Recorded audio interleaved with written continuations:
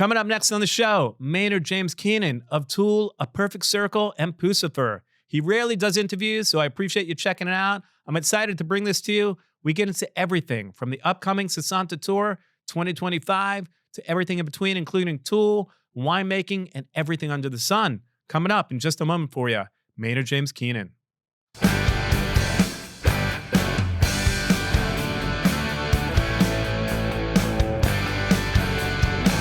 Welcome back to Spin Magazine's Lip Service. I'm with the incredible Maynard James Keenan. How are you? Good. Thanks for coming on today. I appreciate it. We did this over Zoom. It's great to see you again. You're here in town for the Aussie rehearsals. It's not a secret because it's on Instagram. So right. It's Zach was on the show. Actually, he's on the show today. Excellent. Yourself and Andrew Watt, who I've known. It's like my little brother for many years.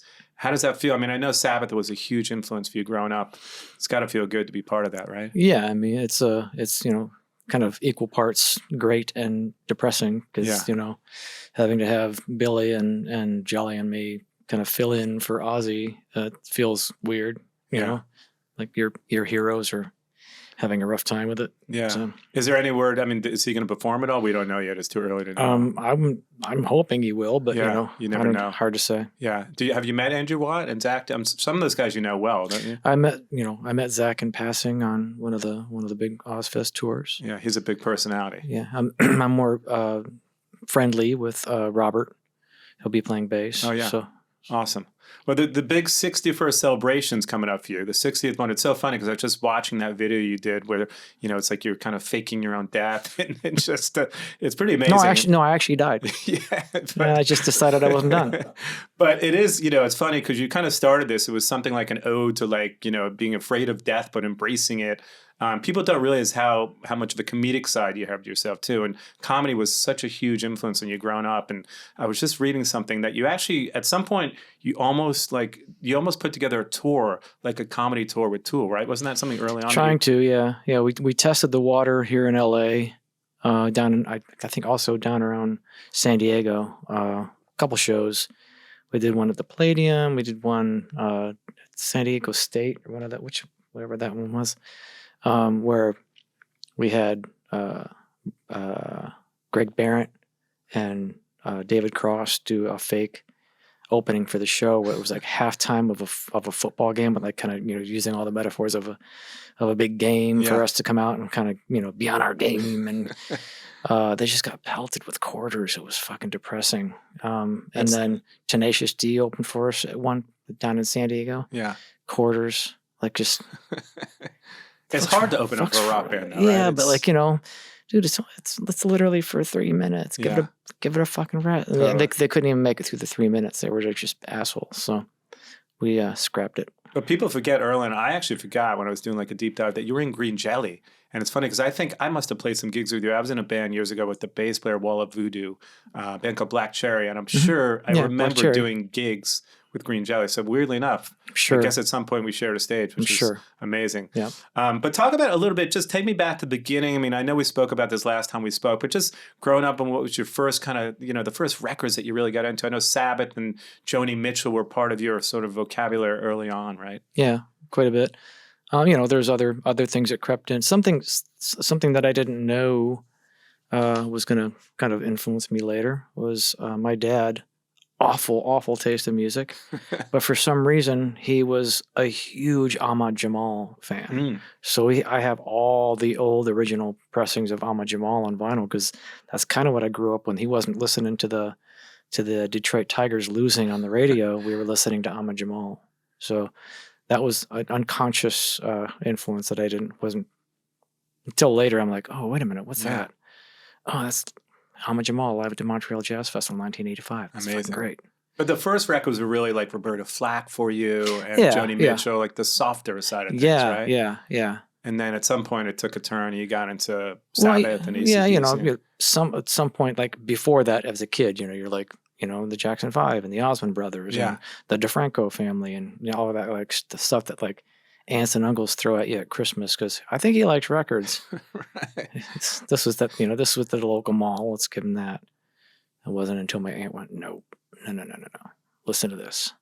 Let me play you some real rock and roll. Yeah. Do you think you got your work ethic from your dad because he was such a hard worker, and you feel because you do so many things? Sometimes, when you know how many things you actually do besides the 3 bands, you're just opening like a vinyl store now and a ramen.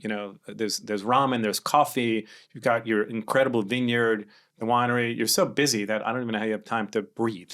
Well, it's all about managing time, right? Yeah. You just have to, organize it. For harvest, I'm home, working 14-hour days. But even within that 14-hour day, there's going to be an hour or so, 2 hours. So Matt will come out from Puscifer and set up the studio, and we'll just kind of riff and get some things going. Or he'll send, ideas ahead, and I'll go, okay, come out next week. I think I have an idea. And then we get it on tape in between press loads. But is it hard to juggle all that? Because obviously your winemaking is as much of a passion as the music. Yeah, the winemaking is it's immediate. Like I can't walk away. Yeah. Like I said, there's breaks in it. There's times between press loads that you can kind of go get some work done. But it's 14-hour days, 12-hour days, pretty much for a month and a half straight. So you're kind of immersed in it, and you have to be there. You can't walk away. It's like like frying an egg, but like for 12 hours a day. You can't walk away from the pan. Hey folks, let me take a moment to tell you about my favorite new audio product out there, Sonos. Sonos makes it so easy to fill your home with incredible sound. It's like magic. I just got the new Sonos Ace headphones in black. They're so sleek. Here they are. The first thing you'll notice is just how comfortable these headphones are, even when you wear them for long periods of time. They're lightweight, and the cushioning makes them feel great right away. You'll even see guests wearing them in upcoming episodes. I love using them around the house, while recording, and out on the streets of New York City, listening to music just about all the time. These headphones are Bluetooth enabled and come with 3 buttons. The content key allows you to play, pause, accept calls, and control the volume. Plus, they feature noise cancellation and voice assist. These headphones are exceptionally well done and sound incredible, whether you're listening to your favorite playlist, chatting on a call, watching a movie, or even recording a podcast like this one. They sound particularly fantastic while listening to lip service. The battery life is fantastic, and connecting to the app is a breeze. Trust me, you won't want to miss out on these headphones. Sonos has great gifts for everyone on your list. Visit sonos.com/lips to save 20% on select products. That's sonos.com/lips. One of the strangest things I learned when I was doing some research about you is the fact that in high school you had no TV. Because I guess at some point, I don't know, was that for years or you just didn't get to watch television? I had moved from Ohio to Michigan to live with my dad. And I guess about 6 months before I showed up, the house wasn't properly grounded. And they got hit by lightning and it fried out their TV. And he was like, yeah, fuck it. So we just didn't have one. And did you get into film later on because you felt like you missed something? Yeah, my friends down the street had TV, so I would sneak out, down to see them and, watch Saturday Night Live and see the B-52s and Gary Newman and that kind of stuff on a Saturday night. And you catch the bug. Where did your love of comedy come from? Because obviously it was early on, it was like Steve Martin and a lot of like Red Skelton. Right around even earlier than that. I think it was in Ohio catching Monty Python on late night TV. Such a great show. Yeah, so like I'm, in Ohio, and you're surrounded by weird fundamentalist backward fuckers. Yeah, everyone has guns. Yeah, well, they kind of had Bibles and ignorance. So, not everybody. There's some amazing fucking people in Ohio. Yeah, they're eating the cats and the dogs. But I hung out with the chefs. Delicious. I don't know if they're really eating the cats and the dogs, but apparently that's what they say. That's what we did. I don't know what you did as a kid. We ate the neighbors' pets. But what was life like growing up in Ohio for you, besides the fundamentalists? It was definitely, that you're wired different. I don't know. I just felt like I didn't agree with the things around me, but everything was so matter of fact and very fundamental and kind of rule, religious rule, crazy. And you understand why things like Devo and Chrissy Hind happen, because that's the Ohio that I come from. And education was secondary on the list for a lot of people there because the factories are there, right? So it's Akron, it's Cleveland, it's all the rubber factories and auto industries kind of nearby. So they brought all the hillbillies from West Virginia up to work the factories. Yeah. So and then the factories closed up, and then what do you do with them? I guess you live by them. Yeah. And it's It's like, have we ever seen the movie Gummo? Yeah.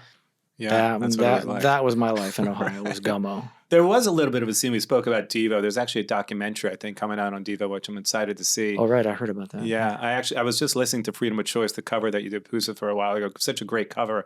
Every cover on that record doesn't sound like the original, which is so hard to do, but it's its own unique thing. But yeah, there was a little bit of a scene. Talk about that scene a little bit, because growing up, I don't know if you were going out to see bands in Ohio. You really never. Church, there's no way I wasn't gonna go. I wasn't allowed to go see bands. I remember my aunt like buckling to my parents to will, and I wasn't allowed to go see Kiss. I would have seen Kiss in fucking Cleveland, Ohio back in the day, and I didn't get to see them because the weird pressure from the parental units. Do you think that Kiss influenced the theatrical side of what you do now? Because obviously, I mean, absolutely. they must have, right? Yeah, Kiss, and of course Alice Cooper, and of course, People forget how huge Kiss was, like in the 70s. I mean, it really we had to be in the 70s to see it, like literally, like you had to be alive, for sure. But they were the biggest band, and it's great that you love them, because I always have a kindred spirit of people that, I've had Gene on the show, and when I was a kid, I went to Ace Frehley's house, and just to be around him, and just to, incredible. But so at a certain point, you actually joined the Army. Which I think you only went there just to kind of get money to go to art school and help pay for that. Yeah, right? that was they were giving the college fund, the program, so you would pay in while you're in the service, and then they would match it, like a matching program. Yeah. What was the Army like for you? I could never join the Army. I feel like it's not in my DNA to do something like that.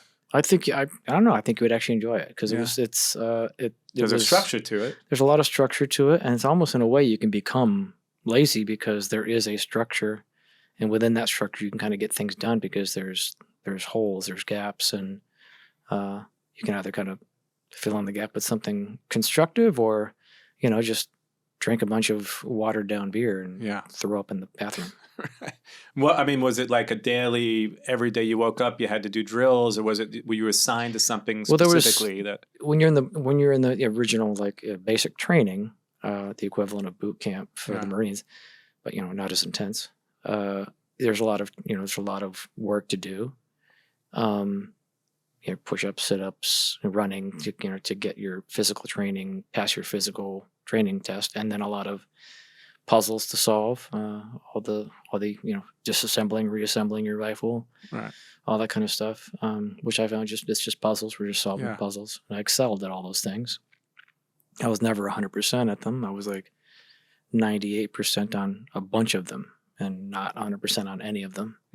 So I think that kind of made me an all-around solid soldier, I guess. I got awarded out of our battalion. I was like the distinguished graduate from my basic training class. Make sure, are you sure you got the right guy? Because I have no interest in following your orders. But I can put this rifle together. Did it affect your writing? Like, had you started to write poetry early, like when you were in the Army? That was way before the Army. I was writing words and poems and things in high school. But in the Army, once you're through that basic training, which isn't that long, it's like 2 or 3 months or something. Seems like an eternity while you're doing it. Yeah. Carrying packs across, up and down a path for, you feel like, I think we just passed that spot earlier. I think we're there, guys. Drop and give me 20. I think you kind of get out of the basic training, you get to your first station, and you go, oh, this is going to be fucking boring unless somebody starts throwing bombs at us. This is going to be a fucking nightmare. Because it's just like a weird daily grind of working at Taco Bell. Really, it's just like check, make sure that Jeep's in order. I mean, like the Jeep that I just did the thing with yesterday, it hasn't gone anywhere. It still has an oil leak and it's missing a part. Yeah, write that all down. Okay. Was there a camaraderie between, the people that were in your troop with you, the same way that you find that camaraderie with your bandmates, or not really? My roommate, one of my best friends in basic training, Jeff Parks, he went on to retire from the Army, but he was one of my buddies in basic training, and then he ended up being stationed with me. We were roommates in Fort Riley, Kansas, while I was there before I went on to the East Coast. And we lost touch, but we connected on a lot of stuff. He was super into R&B and Michael Jackson, and I was the guy over in the corner listening to R.E.M. R.E.M. Cave and Pink whatever. Floyd and shit. Right. Yeah. So he was like, I don't understand this white kid. Yeah. But we got along really well, and we kind of navigated the weird challenges that were that kind of combating boredom and finding inspiration in kind of a very hamster wheel kind of situation.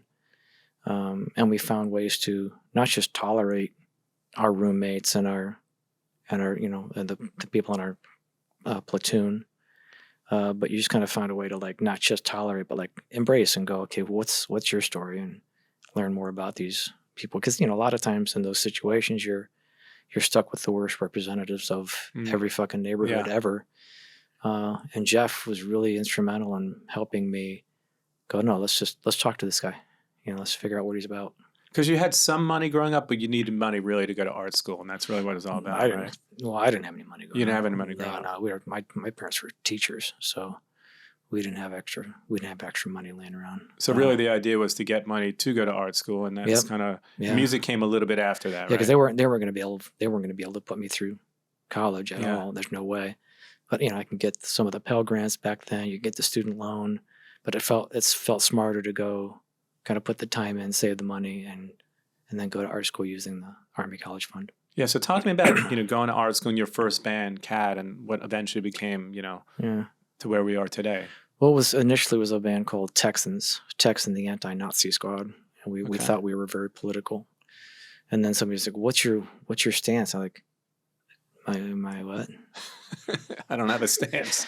I'm just starting out. We're punk rock. I don't know. Like, we're gonna argue about T-shirt prices, I guess. It was, and then Tex exploded. I don't know. He was on a binge, and they just vanished for a month or two, and then they were like, "We still want to play music." So I go, "I guess I'll sing. Got to get a bass player though." So had you been singing a little bit before? Like in high school, choir. Choir. But I wasn't really, wasn't a rock singer or anything. So at this age, you're like 27 at this point, right? Or 21. 21. Okay. Yeah, 21. Okay. 20, 21. Okay. And so CAD started because Tex flaked out and left. Eventually he came back and went, "What the fuck, man? I was only gone for 6 months, Tex." So we ended up, started CAD, and I was working with a little Tascam, sure, a 4-track, and doing weird sounds and trying to figure it out. Some of those songs eventually became Tool songs, right? One and a half of them, yeah. What was the early version of that song that eventually became? I don't Sober, maybe? I think. Well, yeah, Sober. Yeah, right. Yeah. The riff was from Sober. Yeah. But some of the words translated over and the rhythm, but it really was back, those early days of trying to find our way with Tool and having a few inspirations and going, okay, I have a sound in mind. Let's try to figure out this sound, and then those lyrics fit over that sound, and then it went from there. Have you ever gone back and listened to that early CAD stuff? You don't want to do that. There's a little bit of it on YouTube, I think. There's stuff you can find everything on YouTube if you do like a deep dive. But no, there's not. No one should look at it. Look away, walk away. And at a certain point, we talked about you end up joining Green Jelly, right? Which is one of the bands that people don't know. There's another band called Pygmy Love Circus that used to play around a lot. One of my best friends was in that band before Danny Carey was in that band.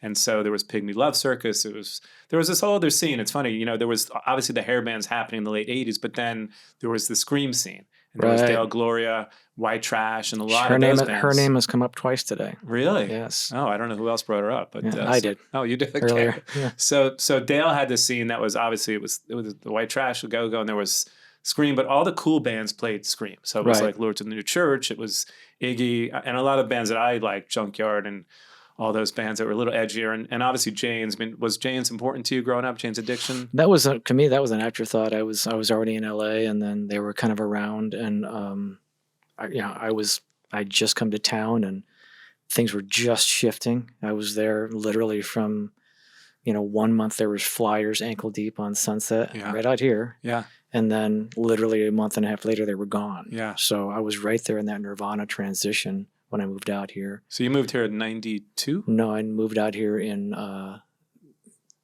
December '89 on Whitley. I lived up Whitley at the Havenhurst. It's interesting. You and I had never met. I was very friendly with this girl named Kira about 1989. I went to Valley College, and she was dating Adam. Yep, She brought me over the house, and I saw all these like monster head. I was like, "What does your boyfriend do?" And she's like, "Well, he makes like special effects for film." So I hadn't met you, but it's so funny because like later on, like. So crazy to be sitting here with you because early on, like she was telling me about the band. I don't know if that was like a year into it at that point. But, yeah, we had started right around 91. So yeah, so probably late 90, but like early 91. And tell me about the early days of just. I know we went over it last time, but just meeting Adam and just what that was like. Just kind of what you recall from those. Yeah, it's a blur because everything happened so fast, and having just landed here in basically January '90, and then meeting a few people, and all of a sudden. All this stuff is happening. It kind of went by in a flash, really.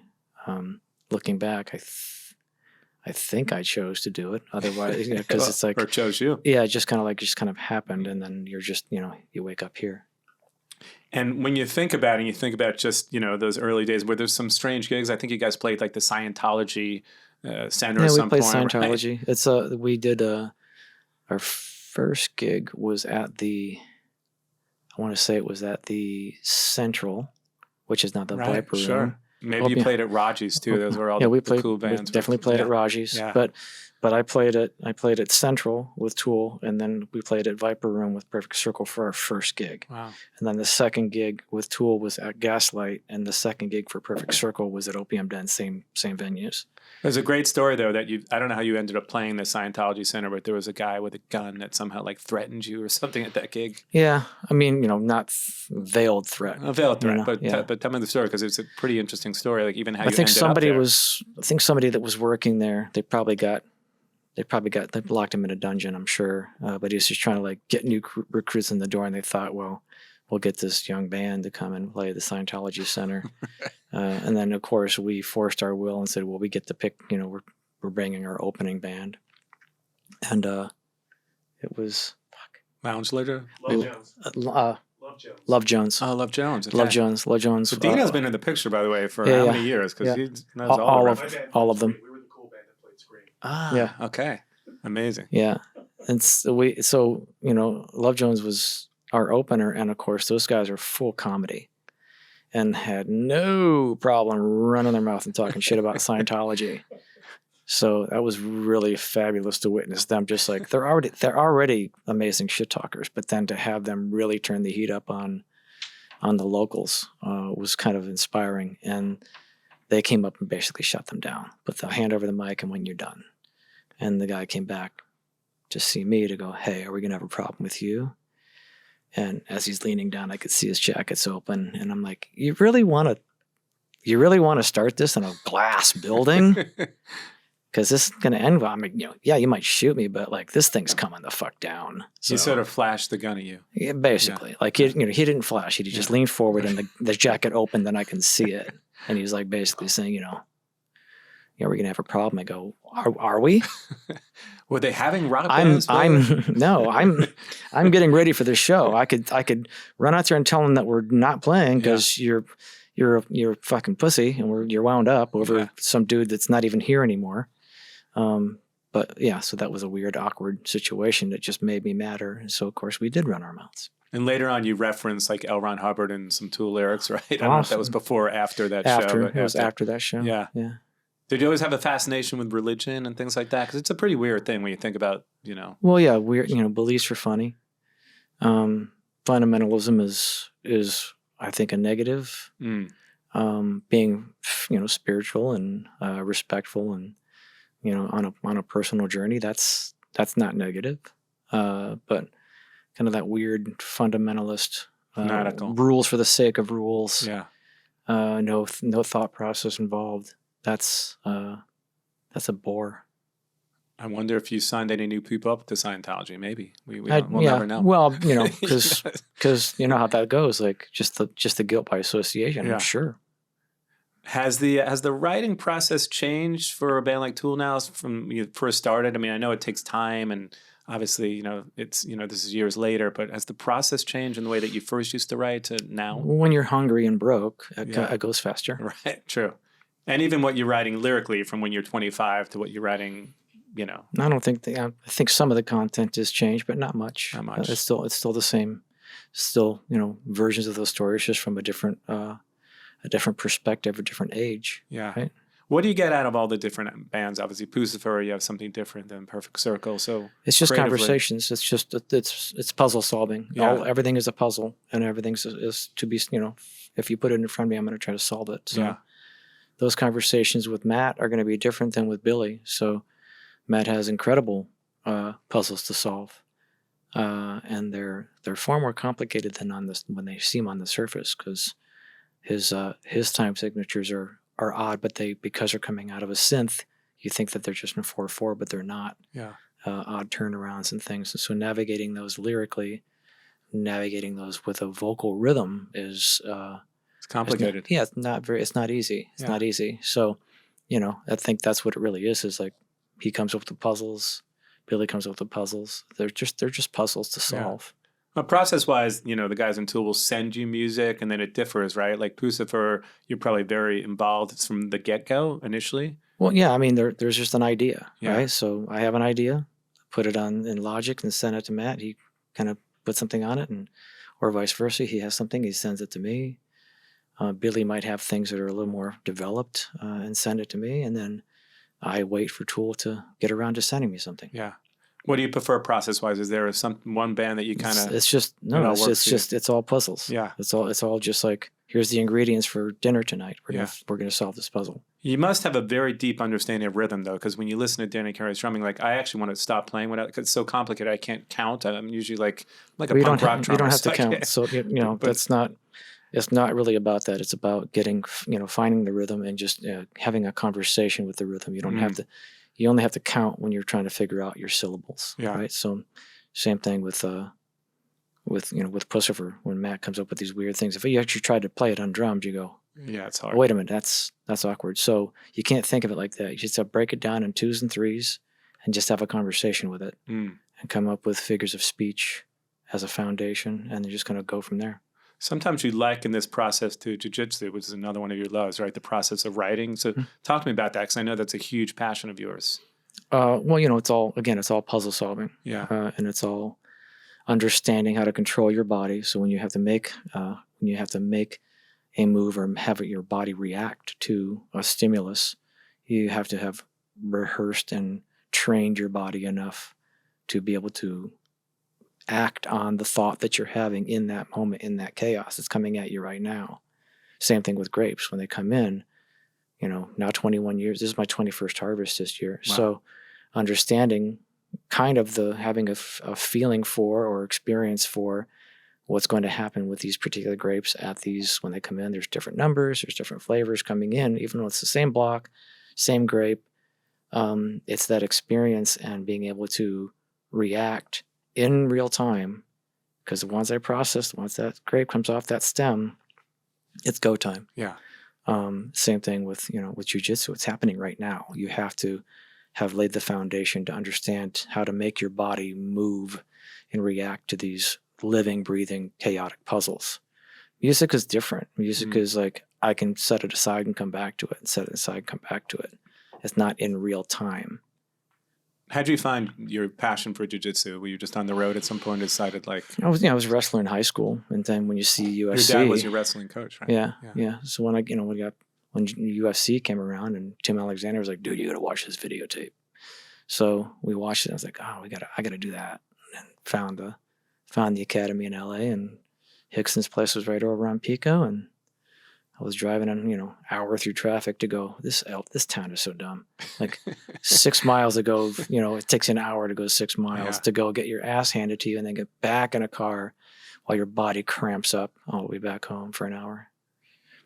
Did I just see that? I think I saw Tyson was fighting with, is it Logan Paul or something? I just saw like a billboard of that. So do you watch these fights? I mean, are you into fighting? I watch UFC. Yeah. I'm not sure I want to watch that. That's going to be... I just feel like at some point those guys are disastrous. such legend, just let them, bow out gracefully, but it's hard to kind of see that Right. circus. Yeah. But he's probably going to get paid. I'm sure he's getting a big payday for sure. It's going to be a big payday. Well, talk to me about Sessanta, because this is your 62nd celebration, which is incredible. 61st. 61st, I'm sorry, Yes. 61st. But the Yes. second version Second of this one, tour. yes. So, yes. And the first one was a huge success. All three bands were like playing on stage at the same time, and there was rotating, Yes, it's a fun setting because you're able to, in the middle of your own show, take a break and watch a band play 3 songs, and then you can get back into your 3 songs, and then 3 songs, and then back and forth. Little couches up on by the drums on the drum riser, just kind of hanging out. It's nice to kind of take yourself out of your own element and then really kind of work together with a lot of people, and it has to be the right people. It can't be just anybody. And of course, Lair and Tim and Les are the perfect combo for this. They get it. They understand the theatrics of it. They understand kind of the choreography. Had you been friends with Les for years? Yeah, well, all those guys, because of Lollapalooza '93. Yeah. So I've been friends with them. Actually, that's why I live in Jerome, is because of Tim. He used to live there. So he took me there for a visit, and I was like, oh, this is where I'm going to move. And when you first pitch an idea like this, I don't know if you're pitching it to Live Nation or Dino, whoever it is, it's like 3 bands were on the stage at the same time. No. I pitch it to Billy and Les and Tim and Lair. And then you take that to whoever it may be. This is what we're doing. Are you in or you out? And they all said immediately, we're in. Well, they did. Yeah. And then you still had to... Everybody else is like, okay, explain it to me again. Right. So that concept, because there's theatrics involved, and obviously it was an incredible birthday celebration for you. I mean, where did it come from? You just sort of thought about, like, we don't want the audience getting bored. Well, I was turning 50, and I wanted to do that with a bunch of my friends' bands around LA, and I made the call to a bunch of people that looked at me like I was on fucking crack. So I went, okay, well, then I won't do it with you. I'll do it with these guys. And it was successful, but we only did it 2 nights at the Greek. And I thought, okay, when I hit 60, let's do another round with, Initially, wasn't it 6 bands you were going to do it with? Well, yeah, but that wasn't going to work. Yeah. Especially because the bands that I talked to were like, but I want more money. Right. Okay. So yeah, we didn't hit all the cities. That's why we're doing the second round. We completely missed the Pacific Northwest and parts of Texas, and gotta go to fucking Florida. And you put out the Sorry, Florida. No, I really love Florida. I love going to Florida. And you put out the EPPP last year, so will you be putting out something else to coincide with this? No, we'll just release that one with different art and stuff, because we have, like I said, we haven't been to those places. Yeah, those people didn't get a chance to get a hold of that. So, I just want to finish the job. I was so busy with Tool, sandwiched between that. We were jamming it in between 2 Tool tours, so I couldn't get everywhere. Yeah, that's what we wanted to do, is do all of the states, but we couldn't. So now this is the follow up to kind of fix it. Touring with all those bands is so different, right? With Puscifer, it's way different than we were touring with a band like Tool. So yeah, I mean, Puscifer, we're on a much smaller band, we're on a budget, so the bus is full, and you're all in one bus, and but you have a big, huge theatrical show, so you have a whole other bus of crew.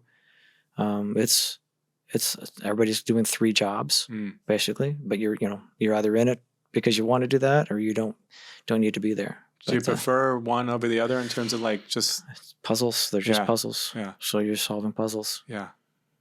That's cool. So let's talk about a little bit. Let's get into some of the. I wanted to talk to you because obviously you have the new restaurant that you just launched, right? Mm-hmm. The Be Vinyl Cafe. Yeah. So talk to me about that, because it's like a ramen cafe. Well, yeah.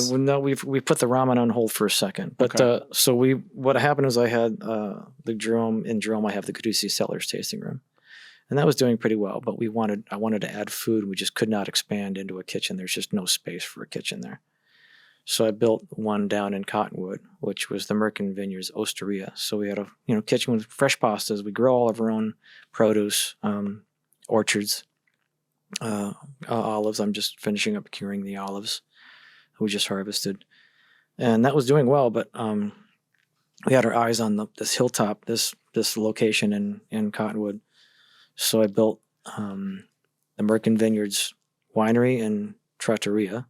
Now we added a wood-fired pizza oven, a larger greenhouse on site there, and then next to it is the Caduceus Cellars' second facility. And within that facility, there is what we call the Ventura Room, and it's a by appointment only tasting. So 8 people max per seating. Very, very omakase style, where we give you the vineyard tour, cellar, barrel room, greenhouse tour. And there's 5 acres of vines right on site. So it's beautiful there. I just saw a video of it. It's incredible. It's incredible. So, that's a hands-on experience. So there's only 2 or 3 seatings, Thursday through Sunday. And it's only 8 people per seating. And it's a guided tasting, and where there's food made by chef Norisugi. And he's doing a beautiful, kind of Southwest version of omakase style food that goes well with the wine.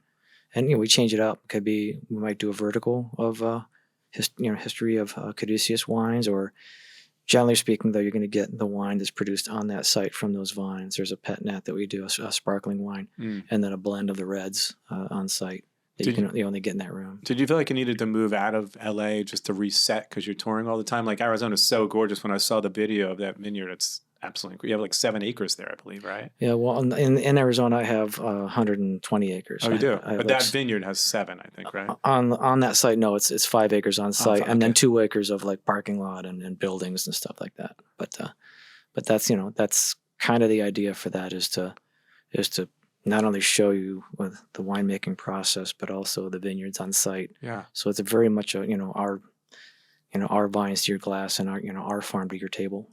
When did you decide to move out of LA? Just because you needed 95. I was out. Yeah. Yeah. Just over it.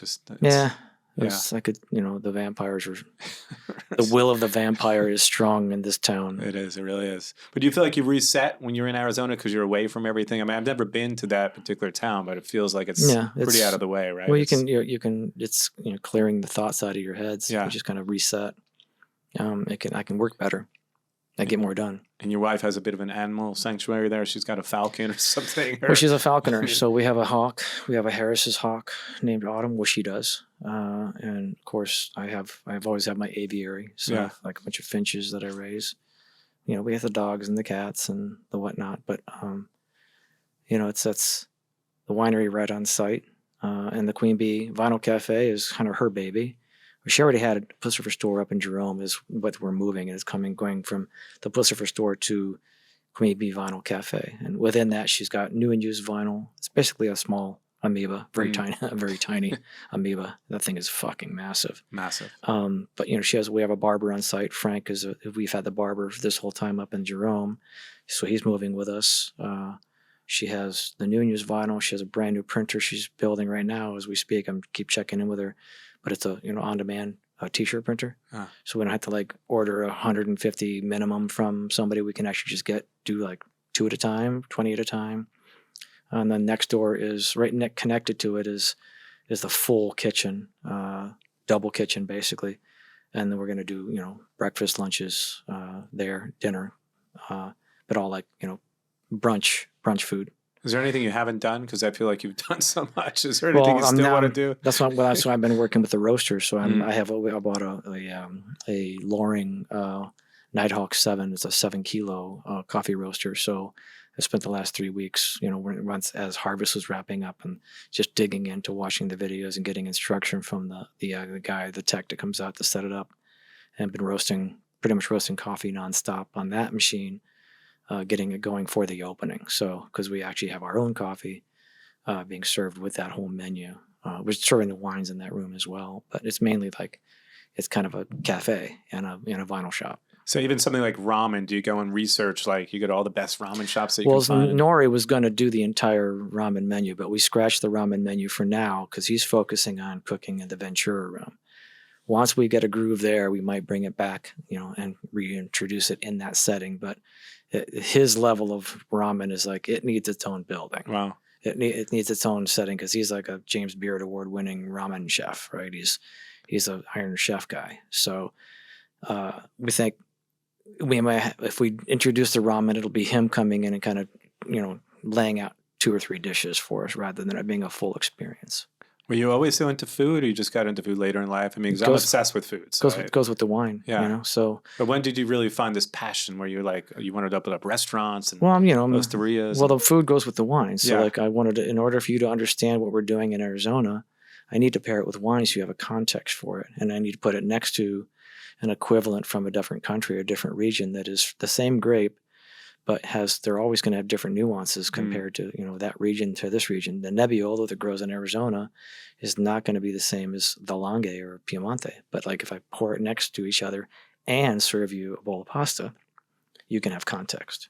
It's always interesting. People that eat pasta in Italy, they never gain weight. People say the food is so pure there that just people gain weight from eating pasta here all the time. But I don't know if that's a fallacy. They but walk. It's They walk. They walk. Is that what They it is? walk more than we do. Okay. Yeah. Because here we just eat and go in our cars and Yeah. Yeah. Well, that's not really so much the purity of the food. It's the amount. yeah. And then the walking. They're walking around. They're not just driving everywhere. In a way, you're forming this thing there where you really never have to leave your compound because you have every kind of cuisine there, and right? I mean, I'm assuming you're kind of just building it out there. Yeah. The building that I was in, that was the Merkin Vineyards Osteria, we moved up to the hilltop. I own that building, so we turned it into an Arizona fried chicken and Bubbles place. So you got the fried chicken, the ramen, the coffee roasters, the pizza, the Italian food, Mhm. What else what else is coming up that we don't know about? Well, there's the jiu-jitsu school, right? So Chocolate. yeah, chocolate. Is Yeah, chocolate probably next? What's that? Gin. Yeah. Oh, I'm gin. working on a gin project. Wow. Okay. Yeah. But yeah, so I think, that's, I'm actually releasing a documentary, Jiu-Jitsu documentary. Amazing. We filmed a couple of seminars that I did at my academy in Cottonwood, and we finally got that all together, edited, and we're going to be releasing it soon. So there's going to be more details about that. But the gym is called Verde Valley Brazilian Jiu-Jitsu. It's in Cottonwood, and this documentary is kind of that introduction to the introduction to jiu-jitsu. It's all it's just those body mechanics that you probably should be familiar with before you walk in and start doing jiu-jitsu things. Yeah. Right? Because there is movements that you're going to need to train your body for. If you've never done a martial art, you kind of need to learn how to move your body first, because you're going to get injured. Yeah. You're going to get spastic. You're going to get, you're going to panic because you've never had a person laying on you, especially a person that weighs 50 pounds more than you do. So the documentary is kind of just covering a few of those introduction ideas so that if you decide to walk into a gym, you'll be less terrified too. Every friend I know that does jiu-jitsu is so passionate about it. I mean, there's no one I know that does it like passively. Mm-hmm. And there's certain teachers that you can only go to, and certain teachers don't allow you to go to other teachers. What I that used to be the case. I think that's less that now. But if you are going to walk into an academy, you probably should tune yourself to that academy first. Mm-hmm. Really allow that instructor to kind of set the stage for you and kind of get you to that first level. Because white belt to blue belt is kind of the foundational thing. And like I said, we're trying to teach you how to control you. Mm. The idea, I think, is in some way that you're going to control somebody else. And that's eventually, that is the goal, right? But first you have to learn how to control you. So, you don't get injured because you want to go from white belt to black belt, right? Yeah. But if you have too many injuries, you're not going to make it. Is it the philosophy behind it or the physicality behind it that really kind of... It's the puzzles. Connect the puzzles. Everything comes back to puzzles. It all comes back to puzzles. Yeah. Amazing. Well, let's talk a little bit, because I know that obviously there's... we were just talking about food and the fact that you're super passionate about food. Do you have some favorite restaurants, Maynard, like in the States that you really love? Do you have to pick your top restaurants here that you really... Oh, yeah. I mean, if you're ever in Arizona, in the Scottsdale area, you have to go see Pavle and Charlene at F&B. In Scottsdale, F, small N, B, F&B. She's just a master. She's just so good. Is that Italian food? No, it's fusion cuisine. Yeah, it's just masterfully done, and she's just an absolute artist and consistent. And it's just always an honor to be able to see what she's created. So that's kind of my favorite place in Arizona. Are there places in New York and LA that you love and obsessed with? Yeah, but it used to be in LA. I used to go to this place called Millie's in Silver Lake, but that's kind of long changed its vibe, so I don't really go there anymore. Used to go to Drago Centro, but the mainstay here in LA is Marino's on Melrose. Okay.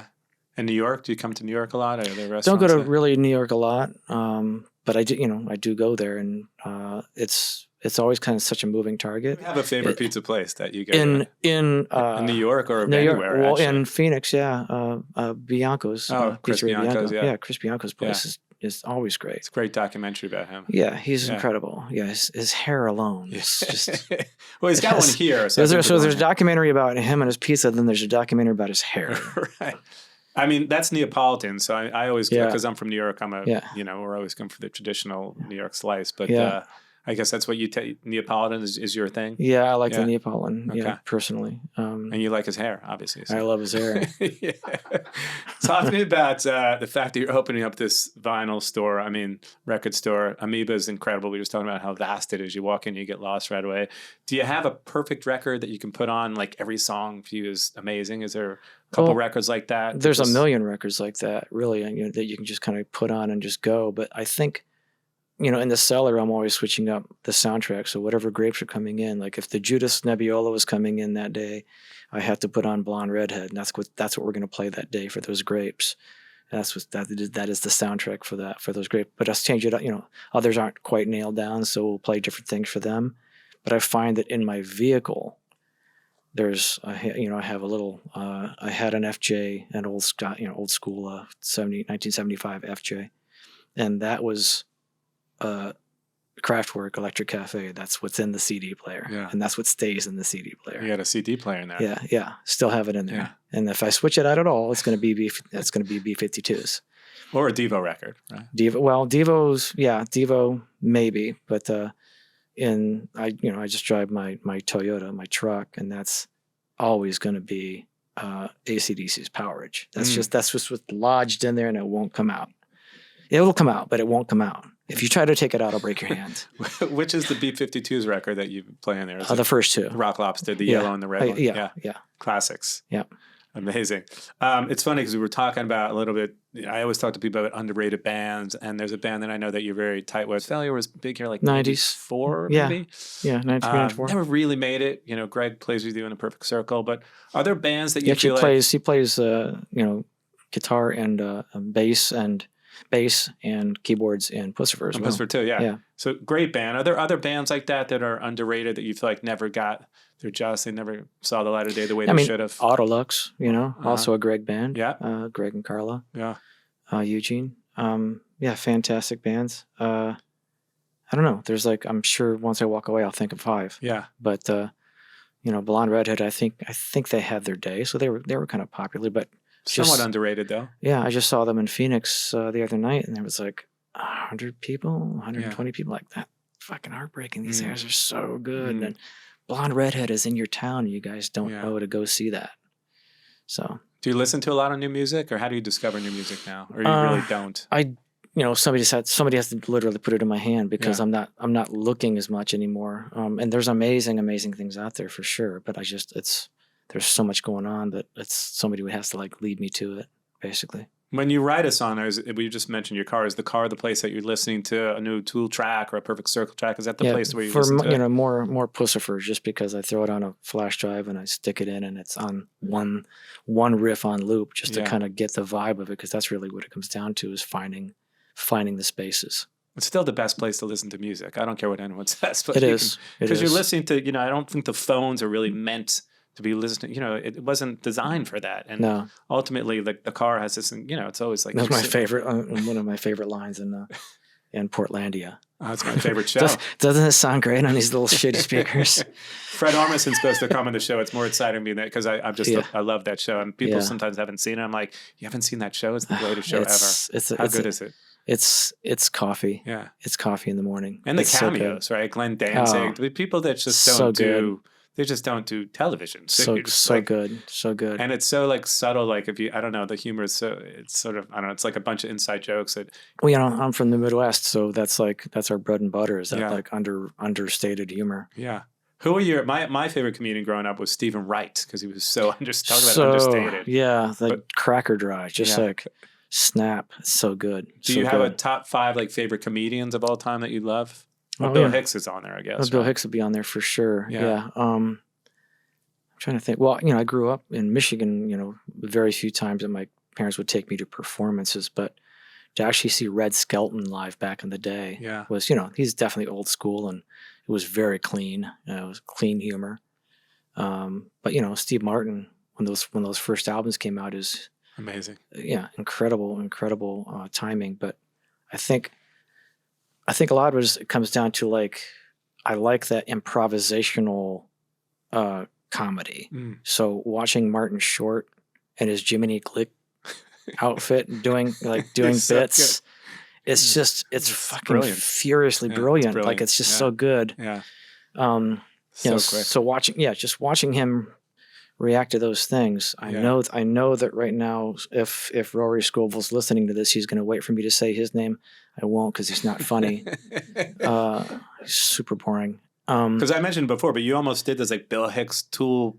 There was almost like a tour with both of you, right? Yeah, it didn't. Yeah, it didn't work. Yeah. Well, just because the audience didn't work. I think it works better for something like Puscifer, where you just insert it.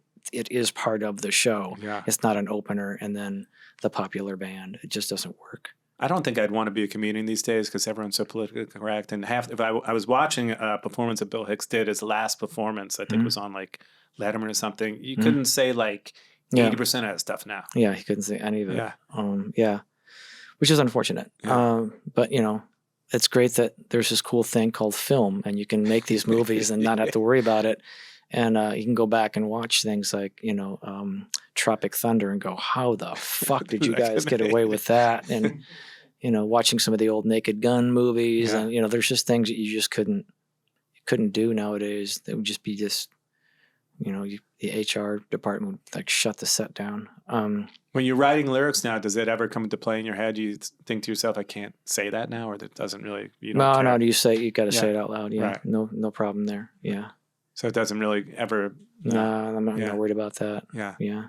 Well, it's exciting. The 61st birthday of you, Sessanta, and I think you go to SessantaLive.com if I'm not mistaken. Yes, SessantaLive.com. And it's starting I think it's all ramping up in like April maybe. Florida, you're going to hit Florida, which is amazing. Florida's great. The best. Yeah. What else are you excited about this year? I mean, I'm sure you were always working on new music. I don't know how you juggle all these things between the 10, 15 restaurants and the vineyards and the 3 bands. There's probably more bands to come with you. I think we're only allowed. I checked. You're only allowed 3. That's it. I might have to kill one of them to start a 4th. But it used to be you could only be in one band. Like no one had other bands. Yeah. But I guess it's these days it's okay. Yeah. Well, because they're different. If they all sounded the same, it would be kind of pointless. Yeah. But because Puscifer and Perfect Circle and Tool all sound so different, they're not. If you like one and hate the other 2, that's fine, because that one is tuned for you, right? Yeah. So apparently the Hollywood Bowl show was incredible. Oh yeah, we had a great time there. Yeah. A lot. The place was packed out. People understood. The Sessanta tour it's a unique thing, and it's definitely a creation from Puscifer Entertainment, between Matt and I coming up with these ideas. If you've seen a Perfect Circle show, it's a great show, and if you've seen a Primus show, it's always a great show. But this thing is just another level, and that difference is the Puscifer Entertainment element that kind of started in the comedy clubs around LA back in the mid '90s. Yeah, and theater. Yeah, theater. It's that theatrical element to it that translates, and it's basically Sessanta is Puscifer with a budget, and with a lot of like-minded musicians having a lot of fun. You've done it incredibly well, but I do miss those days when bands were, you watch Kiss growing up, and that was a show. Yeah, that was like, all right, this is what it's all about. Greatest show on earth. There's a lot of bands now that I have no idea what they look like. I don't know what their stage show's like. Right. But ultimately, you've done such an incredible job with all. So you're busy. You're so busy. So yeah, kudos to you on your 61st birthday. Hopefully, I'll come by. Is there a show in New York? I have to come to one of them. I have to keep checking with him, because I get on the bus, I get off the bus. Yeah. What? Any other projects coming up that we spoke about? Gin, right? That's the next. Gin's coming, and the documentary coming up. Yeah, the documentary and the Verde Valley BJJ.com is the website for that, but it'll probably be hosted on PussiferTV.com.